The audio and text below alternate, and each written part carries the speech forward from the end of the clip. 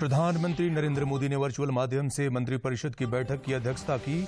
हर गांव तक ब्रॉडबैंड सुविधा के लिए 19,000 करोड़ रुपए और किसानों को डीएपी खाद पर सब्सिडी को मिली मंजूरी। राज्य में स्वास्थ्य सुरक्षा सप्ताह की मियाद कल सुबह 6 बजे हो रही है खत्म। आपदा प्रबंधन प्राधिकार में और अधिक रियायत देने पर फैसला संभव।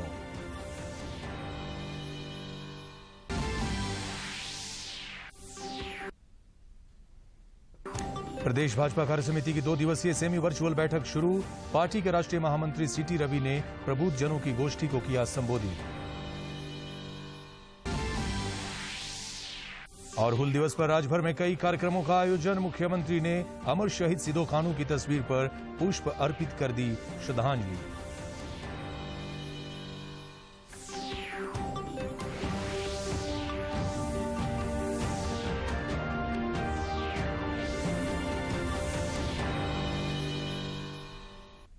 नमस्कार, खबरें झारखंड में आपका स्वागत है। मैं हूं अरविंद कुमार गुप्ता और समाचारों में आगे बढ़ने से पहले ये संदेश। देश भर में 18 वर्ष से अधिक आयु के सभी लोगों के लिए सरकारी केंद्रों में निःशुल्क टीकाकरण अभियान चलाया जा रहा है। दूरदर्शन आप लोगों से अपील करता है कि कोविड रोधी टीका जरूर लगवाएं। कोरोना महामारी के प्रति कोई भी लापरवाही न बरतें। जब तक आवश्यक न हो घर से बाहर न निकलें और इन आसान उपायों का भी पालन करें। मास्क लगाएं, 2 गज की सुरक्षित दूरी बनाए रखें, बार बार हाथ धोएं और चेहरा भी साफ रखें।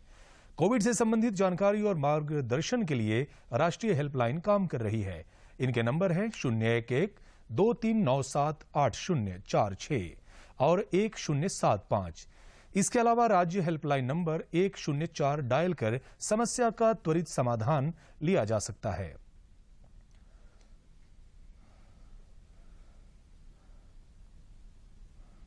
और अब समाचार विस्तार से।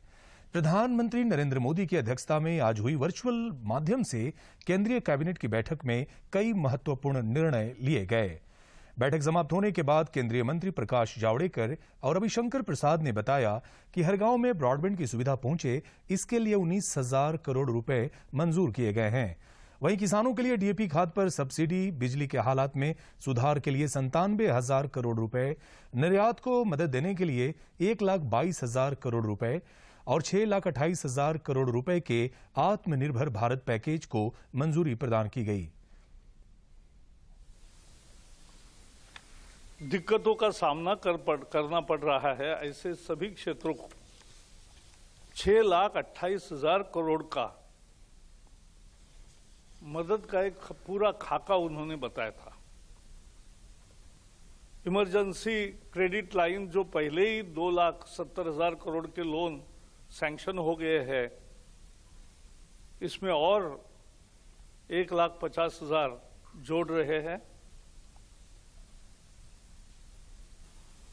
प्रधानमंत्री जी ने घोषित किया था कि 1,000 दिन में देश के 6 लाख गांव में हम optical fibre broadband Bharat net के माध्यम से लाएंगे। आज मुझे आपको बताते हुए प्रसन्नता हो रही है कि हम 1,56,000 ग्राम पंचायतों में पहुंच चुके हैं। राज्य में जारी स्वास्थ्य सुरक्षा सप्ताह की मियाद बढ़ाने और पाबंदियों में छूट देने पर आज सरकार फैसला लेगी। मुख्यमंत्री हेमंत सोरेन की अध्यक्षता में आपदा प्रबंधन प्राधिकार की बैठक के बाद अनलॉक के 5वें चरण की घोषणा की जाएगी। अनलॉक के 4थे चरण की अवधि कल सवेरे 6 बजे समाप्त हो रही है। सूत्रों से मिली जानकारी के अनुसार कोरोना की तीसरी लहर की आशंका को देखते हुए सरकार की ओर से पाबंदियों में ज्यादा रियायत मिलने की संभावना नहीं है।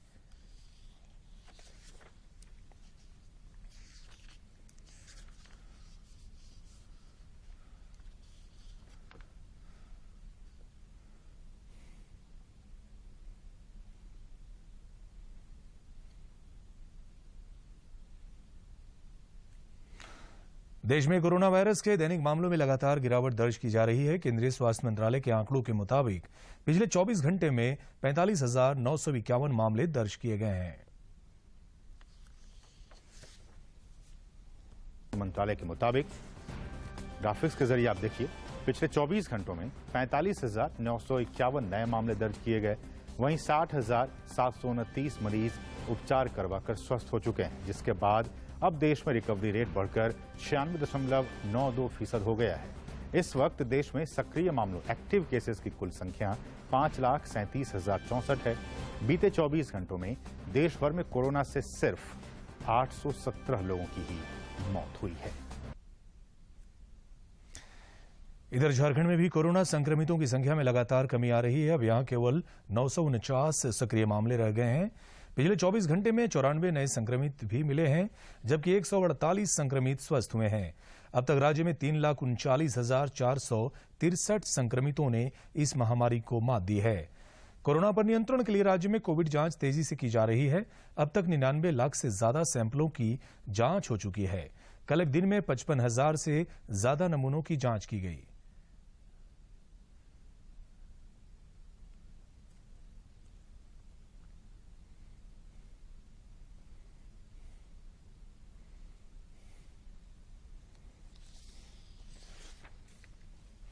सरायकेला खरसावां जिले के आमदा में निर्माणाधीन मेडिकल कॉलेज सह 500 बेड अस्पताल को आवश्यकता अनुसार मॉडिफाई करते हुए आगे का निर्माण कार्य पुनः प्रारंभ की जाएगी। 154 करोड़ की महत्वाकांक्षी योजना के निर्माण में 1 दशक से भी अधिक समय लग गए हैं, परंतु भवन निर्माण कार्य मात्र 50 से 60% तक हो पाई है। उपायुक्त अरवा राजकमल के द्वारा इस महत्वाकांक्षी योजना का निरीक्षण किया गया। इसके बारे में झारखंड सरकार के द्वारा एक पत्र मुझे प्राप्त हुआ है। स्वास्थ्य सचिव महोदय ने एक लेटर दिया कि इसका जो फिजिबिलिटी और इसमें कोई मॉडिफिकेशंस की जरूरत है, तो उस संबंध में सजेशंस मांगने के लिए एक 3 सदस्यीय कमेटी भी उन्होंने बनाया है स्वास्थ्य सचिव, और उसी में एक पदाधिकारी को मनोनीत करने के लिए मेरे पास चिट्ठी आया। तो उसमें मैं अपर उपायुक्त को इसमें टीम का मेंबर भी मैं बनाया, अनुमंडल पदाधिकारी को मैं इसमें मेंबर भी बनाया। तो कमेटी ने एक बार बैठक भी किया, मुझे जो सूचना मिल रही है कि विजिट भी किए हैं।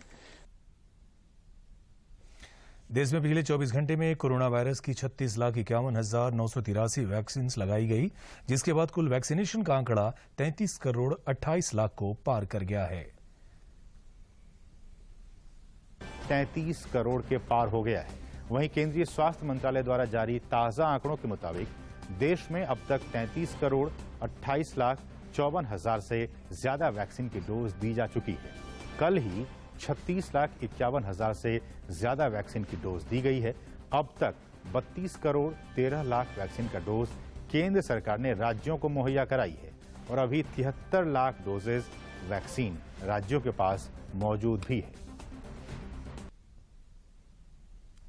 राज्यपाल द्रौपदी मुर्मू ने से स्वास्थ्य विभाग के अपर मुख्य सचिव अरुण कुमार सिंह ने आज राजभवन में मुलाकात की।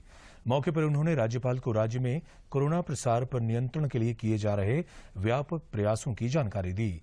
साथ ही उन्होंने राज्य में युद्धस्तर पर किए जा रहे वैक्सीनेशन कार्यक्रम की भी जानकारी दी।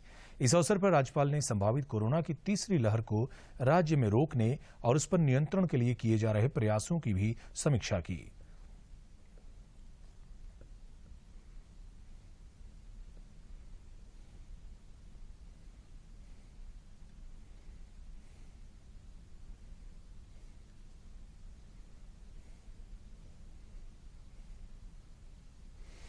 कोविड-19 के मृतकों के परिजनों के लिए मुआवजे की मांग वाली याचिका पर आज उच्चतम न्यायालय ने अपना फैसला सुनाया।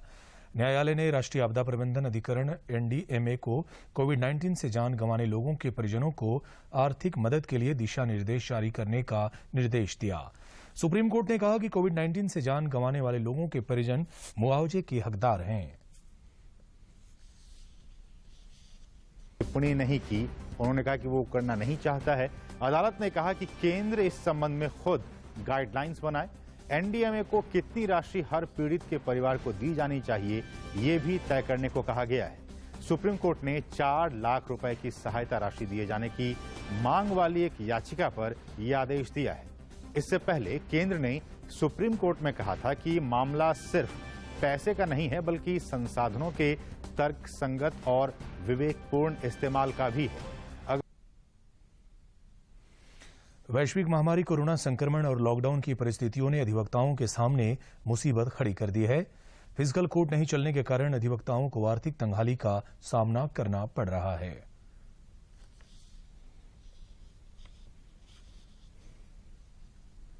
वैश्विक महामारी कोरोना ने न्यायिक कार्य से जुड़े अधिवक्ताओं के समक्ष सबसे बड़ी मुश्किल खड़ी कर दी है। झारखंड बार एसोसिएशन के सदस्य संजय कुमार विद्रोही के मुताबिक वर्चुअल कोर्ट चलने के कारण अधिवक्ताओं को कई तरह की परेशानियों का सामना करना पड़ रहा है। वे कहते हैं कि अधिवक्ताओं के हितों का ख्याल रखते हुए गाइडलाइन के तहत फिजिकल कोर्ट की व्यवस्था होनी चाहिए। ये पहले भी बोला हूं, अब भी बोल रहा हूं कि कोरोना की जो स्थिति अभी झारखंड में है उसको देखते हुए एसओपी के माध्यम से हम लोगों को फिजिकल कोर्ट चालू करना चाहिए, जैसे पूर्व में चालू किया गया था। कोर्ट ऑर्डर और एफआईआर की कॉपी समेत अन्य दस्तावेज ऑनलाइन उपलब्ध नहीं होने के कारण भी अधिवक्ताओं को परेशानियों का सामना करना पड़ रहा है। वर्चुअल सुनवाई होने के बाद भी अधिवक्ताओं को न्यायालय में जाना जरूरी हो जा रहा है। पूरे ऑर्डर सीट को ऑनलाइन होना चाहिए। ऑर्डर सीट आपको देखना है तो आपको कोर्ट जाना पड़ेगा। लंबे समय से वर्चुअल कोर्ट चलने के कारण अधिवक्ता अब मानसिक दबाव के साथ आर्थिक परेशानियों का सामना करने के लिए मजबूर दिख रहे हैं। परिस्थितियां कुछ ऐसी हो गई है कि जीविकोपार्जन के लिए अधिवक्ता अब कुछ दूसरे काम की तलाश में भी जुट गए हैं। लेकिन ऐसा स्टेज आ गया है कि अब हम वकालत छोड़ भी नहीं सकते हैं, जिस कारण से हम ये चाहते हैं कि हमें फिजिकल कोर्ट चालू कर देना चाहिए।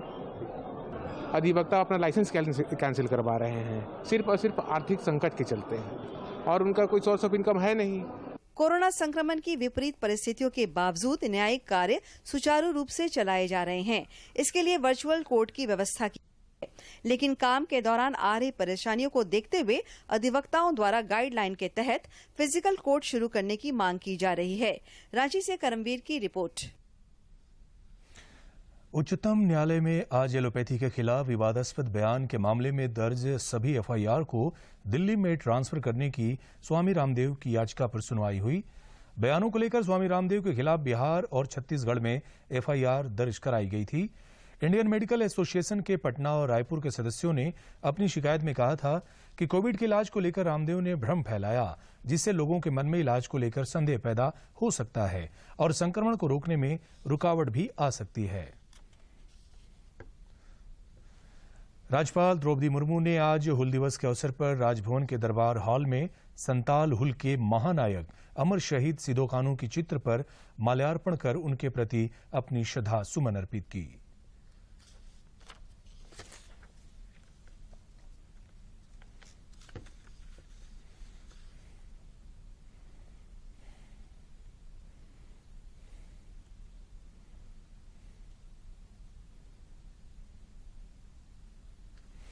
हुल दिवस के अवसर पर मुख्यमंत्री हेमंत सोरेन ने भी अमर शहीद सिदो कान्हू की तस्वीर पर पुष्प अर्पित कर नमन किया। मुख्यमंत्री ने अपने संदेश में राज्यवासियों से कहा कि झारखंड वीरों और शहीदों की धरती है। उन्होंने कहा कि अंग्रेजी हुकूमत के खिलाफ आदिवासियों के विद्रोह, संघर्ष और उनके बलिदान को याद करने का आज विशेष दिन है। मुख्यमंत्री ने अपने संदेश में कहा कि 1855 में सिदो कान्हू के नेतृत्व में आदिवासियों ने अदम्य वीरता और साहस का परिचय देते हुए अंग्रेजों के छक्के छुड़ाए थे। अपने हक अधिकार और देश की खातिर इन वीरों ने अपनी कुर्बानी दी। संताल विद्रोह के ऐसे नायकों की शहादत पर हम सभी को सदैव प्रेरणा मिलेगी। बहुत बहुत आभार, धन्यवाद कि आप सब लोग हमारे इन वीर सपूतों के प्रति अपना श्रद्धा सुमन अर्पित कर रहे हैं। जनजातीय मामलों के मंत्री अर्जुन मुंडा ने भी हुल क्रांति के अवसर पर आज अपने दिल्ली स्थित आवास पर सिदो कान्हू के चित्र पर पुष्पांजलि अर्पित की।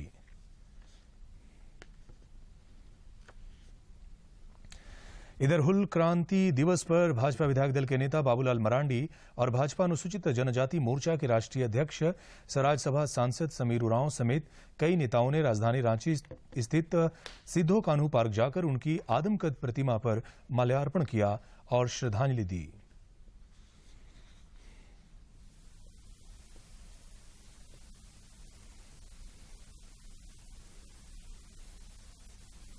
निश्चित रूप से समाज के लिए बहुत बड़ा योगदान है और उन्होंने समाज के लिए अपनी कुर्बानी दे दी।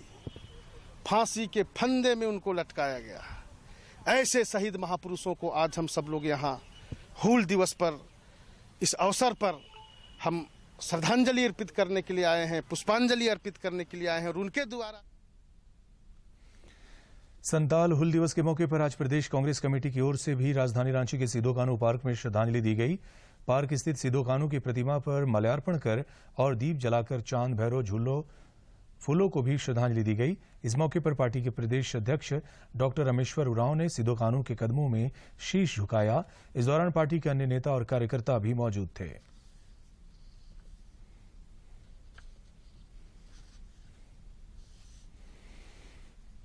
राजधानी रांची स्थित भाजपा प्रदेश कार्यालय में आज भाजपा अनुसूचित जनजाति मोर्चा के द्वारा हूल दिवस के अवसर पर एक कार्यक्रम का आयोजन किया गया। अपने संबोधन में प्रदेश अध्यक्ष दीपक प्रकाश ने कहा कि 166 वर्ष पहले सिधो कान्हू ने इतिहास रचने का काम किया था। उनकी शहादत पर हमें गर्व है।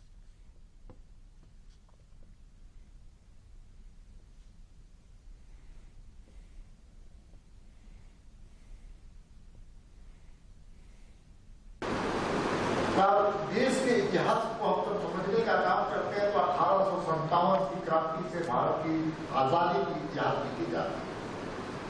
लेकिन झारखंड के परिप्रेक्ष्य में देखिएगा तो तिलका मांझी के बाद अगर किसी ने क्रांति करने का काम किया तो उसका नाम था सिद्धू कान्हू।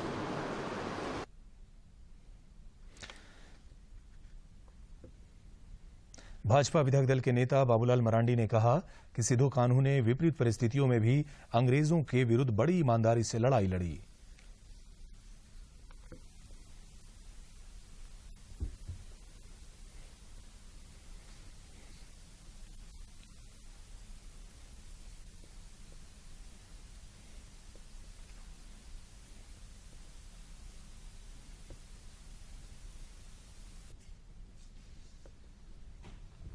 उप राजधानी दुमका में आज 166वें हूल दिवस पर कई कार्यक्रम आयोजित किए गए। कोरोना महामारी को देखते हुए सभी कार्यक्रम सादगी और सीमित संख्या में लोगों की उपस्थिति में संपन्न हुआ। जिला प्रशासन और विभिन्न संगठनों की ओर से शहर के पोखरा चौक स्थित सिधो कान्हू की आदमकद कांस्य प्रतिमाओं पर माल्यार्पण किया गया और 1855 के संताल विद्रोह के शहीदों को श्रद्धांजलि भी दी गई। दुमका के विधायक वसंत सोरेन और भाजपा के पूर्व समाज कल्याण मंत्री लुइस मरांडी ने भी अपनी पार्टी के नेताओं और कार्यकर्ताओं के साथ सिधो कान्हू की प्रतिमा पर माल्यार्पण किया।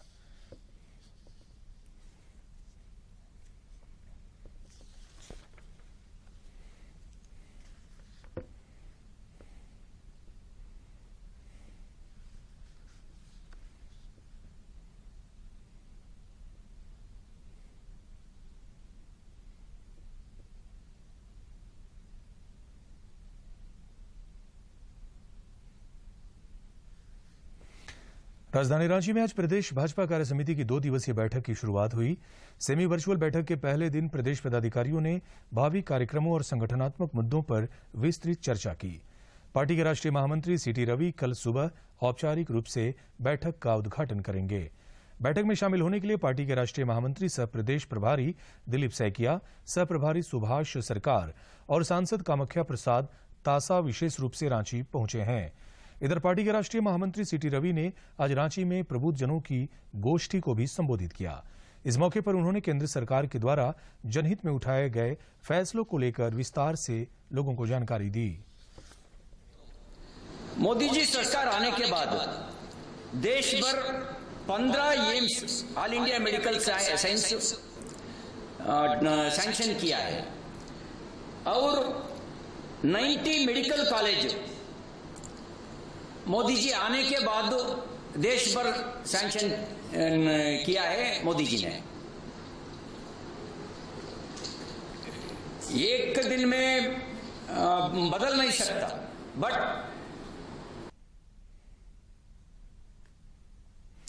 झारखंड मुक्ति मोर्चा के केंद्रीय महासचिव सह प्रवक्ता सुप्रियो भट्टाचार्य ने कोरोना वैक्सीनेशन की गति में तेजी लाने के लिए केंद्र सरकार से पर्याप्त संख्या में कोविड-19 का डोज उपलब्ध कराने की मांग की है। उन्होंने कहा कि कोरोना संक्रमण के प्रसार पर अंकुश के लिए वैक्सीनेशन बेहद जरूरी है। द्रोणाचार्य अवार्ड से सम्मानित भारतीय तीरंदाजी कोच पूर्णिमा महतो ने भरोसा जताया है कि टोक्यो ओलंपिक में भारतीय तीरंदाज पदक लाकर देश का नाम रोशन करेंगे।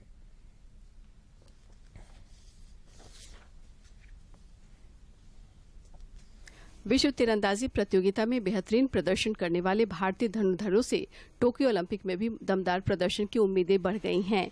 एक और जहां खेल प्रेमियों को लगता है कि तीरंदाजी स्पर्धा में भारतीय दल का सोने का तमगा पक्का है, वहीं भारतीय तीरंदाज पूर्णिमा महतो को भी अपने शिष्यों पर पूरा भरोसा है।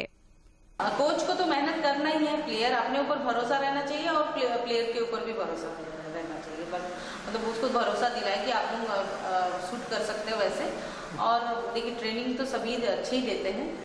पेरिस से जमशेदपुर पहुंचने पर कोच पूर्णिमा महतो ने कहा कि विश्व तीरंदाजी में भारत ने 4 स्वर्ण पदक जीतकर इतिहास रच दिया है। उन्होंने बताया कि ओलंपिक में पुरुष टीम और दीपिका ने व्यक्तिगत स्पर्धा में क्वालिफाई किया है। हालांकि महिला टीम को ये दुख सता रहा है कि अपना श्रेष्ठ देने के बाद भी वो टोक्यो ओलंपिक में क्वालिफाई नहीं कर पाई। क्वालिफाई नहीं कर पाए, इसके लिए एक थोड़ा सा उन लोगों में बहुत दुखी था बच्चे लोग। तो समझाए कि ये मतलब ओलंपिक का ईयर था, ठीक है क्वालिफाई नहीं कर पाए, कुछ गलती हुआ, ठीक है कोई बात नहीं, बट आगे हम लोग को बढ़ के खेलना है, देखना है। और हम उन लोग को हमेशा बोलते कि you are the best team. एक सवाल के जवाब में उन्होंने कहा कि हमारे सभी खिलाड़ी बहुत ही योग्य और अनुशासित हैं, जिससे उनके पीछे ज्यादा मेहनत नहीं करना पड़ता है तथा वे उम्दा निशाना भी लगाते हैं। कोच पूर्णिमा महतो ने तीरंदाजी का टिप्स शेयर करते हुए कहा कि अच्छे प्रदर्शन के लिए एक धनुर्धर को अपने मन को शांत रखना बेहद जरूरी है। कभी कभी मेंटल प्रेशर बोलिए और कंपटीशन का बोलिए, विन बोलिए, सब दिमाग में आ ही जाता है, बट सभी को कंट्रोल करना है और सभी प्लेयर कंट्रोल करके शूट करते हैं। तो इन्हें भी ऐसे ही बनना है। तो आगे जो जूनियर प्लेयर आ रहे हैं उन्हें भी ऐसे ही ट्रेन करूंगी ताकि वो आगे जाके बहुत अच्छा परफॉर्म करें। इन लोगों खेलों के महाकुंभ ओलंपिक में दुनिया भर के एथलीटों और तीरंदाजों का जुटान होगा, जिसमें श्रेष्ठता साबित करने की जंग होगी।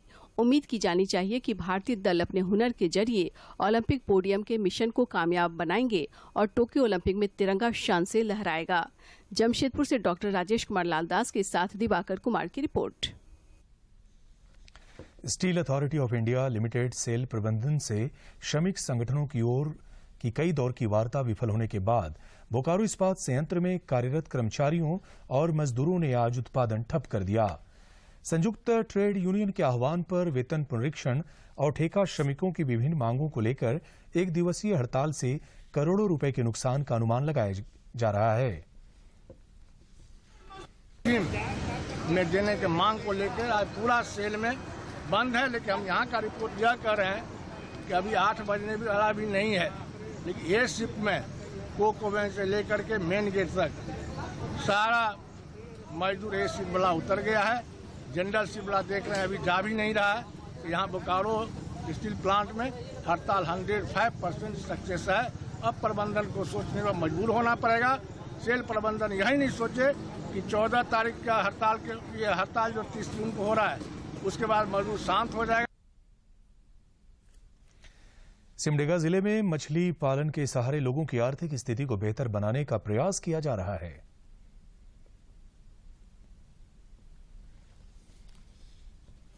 सिमडेगा जिले में जायका प्रोजेक्ट के तहत केज कल्चर को बढ़ावा देकर लोगों को मछली पालन करने और इसका लाभ उठाने के लिए प्रेरित किया जा रहा है। इस सिलसिले में उपायुक्त सुशांत गौरव जिले के केलाघाट डैम और रामरेखा डैम के नजदीक के गांवों में पहुंचे। उन्होंने ग्रामीणों के साथ बैठक कर उन्हें केज कल्चर से मत्स्य उत्पादन के बारे में जानकारी दी और इसका लाभ उठाने का आग्रह किया। केलाघाट डैम के नजदीक बिड़नी बेड़ा गाँव में उन्होंने ग्रामीणों के साथ बैठक कर 52 सदस्यों की समिति भी गठित की। उपायुक्त ने बताया कि केज पिंजरेनुमा संरचना के भीतर ही मछली पालन किया जाता है, जिससे मछली उत्पादन का काम बेहद सुविधाजनक हो जाता है तथा इसमें मछलियों को जाल डालकर पकड़ने की मेहनत भी नहीं करनी पड़ती। जिले के उपायुक्त से केज कल्चर से मत्स्य उत्पादन की बारीकियों को समझकर ग्रामीणों ने भी इसका लाभ उठाने पर सहमति जताई है, ताकि इस काम से जुड़कर वे भी आर्थिक रूप से सशक्त और स्वावलंबी बन सकें। झारखंड समेत देश भर में आजकल नीली क्रांति और ब्लू इकोनॉमी की चर्चा जोरों पर है, जिसका मत्स्य उत्पादन भी एक प्रमुख घटक है, जो अब तक झारखंड जैसे राज्यों में ज्यादा प्रचलित और लोकप्रिय नहीं हो पाया है। अगर इस क्षेत्र पर ध्यान दिया जाए तो ये किसानों और ग्रामीणों की आजीविका का अच्छा साधन साबित हो सकता है। सिमडेगा से मनोज कुमार सिन्हा, मनु की रिपोर्ट। नए सिरे से विधानसभा और संसद की सीटों को बनाने के लिए पिछले साल फरवरी में एक विशेष परिसीमन आयोग का गठन किया गया था। इस आयोग को सुप्रीम कोर्ट के रिटायर्ड जज रंजन प्रकाश देसाई हेड कर रहे थे। कमेटी को 1 साल में रिपोर्ट देनी थी, लेकिन कोविड के कारण ऐसा नहीं हो सका। कमेटी को अपनी रिपोर्ट देने के लिए 1 साल का विस्तार और दिया गया है। अपनी जम्मू कश्मीर की यात्रा के दौरान आयोग की टीम प्रदेश के विभिन्न जिलों का दौरा कर राजनीतिक दलों के नुमाइंदों के साथ ही विभिन्न संस्थाओं तथा आमजनों से मुलाकात कर उनकी राय लेगी। जमशेदपुर की 10 वर्षीय बच्ची तुलसी की पढ़ाई के प्रति जुनून देखकर मुंबई की एक संस्था के प्रबंध निदेशक अमेया हेते ने बड़ी सहायता प्रदान की है। जहां ऑनलाइन पढ़ाई जारी रखने के लिए तुलसी विष्णुपुर स्थित मेन रोड के कीनन स्टेडियम के पास सड़क किनारे आम बेच रही थी। मुंबई की संस्था के प्रबंध निदेशक अमेया हेते ने उस बच्ची से 12 आम खरीदे और एक आम के लिए 10,000 रुपए का भुगतान किया। यानी बच्ची को 12 आम के लिए 1,20,000 रुपए की राशि मिल गई, जिससे उसे अपनी पढ़ाई जारी रखने में मदद मिली है।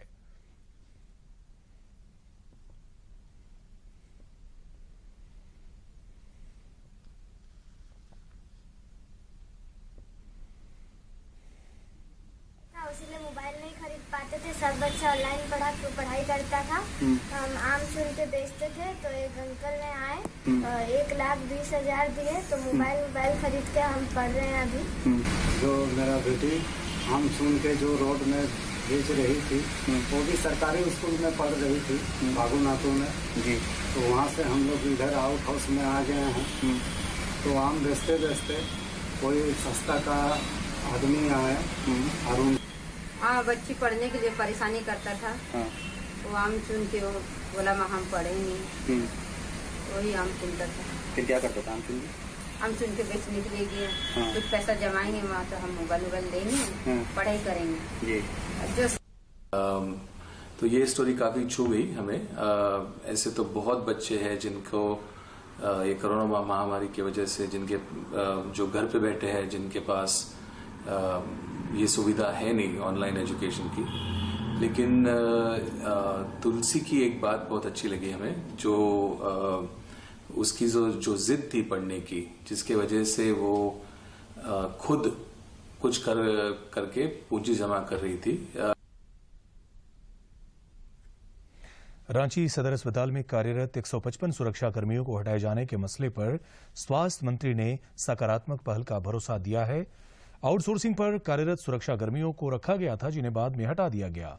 स्वास्थ्य मंत्री ने इन कर्मियों की मांग और समस्याओं को लेकर 6 जुलाई को बैठक बुलाई है। इस बैठक में स्वास्थ्य विभाग के अपर मुख्य सचिव के अलावे आउटसोर्सिंग एजेंसी के प्रतिनिधि और सुरक्षा कर्मियों के भी प्रतिनिधि मौजूद रहेंगे।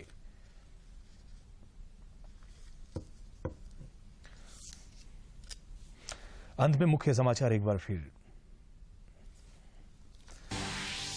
प्रधानमंत्री नरेंद्र मोदी ने वर्चुअल माध्यम से मंत्रिपरिषद की बैठक की अध्यक्षता की। हर गांव तक ब्रॉडबैंड सुविधा के लिए 19,000 करोड़ रुपए और किसानों को डीएपी खाद पर सब्सिडी को मिली मंजूरी।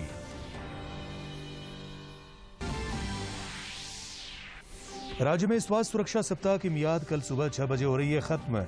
आपदा प्रबंधन प्राधिकार में और अधिक रियायत देने पर फैसला संभव।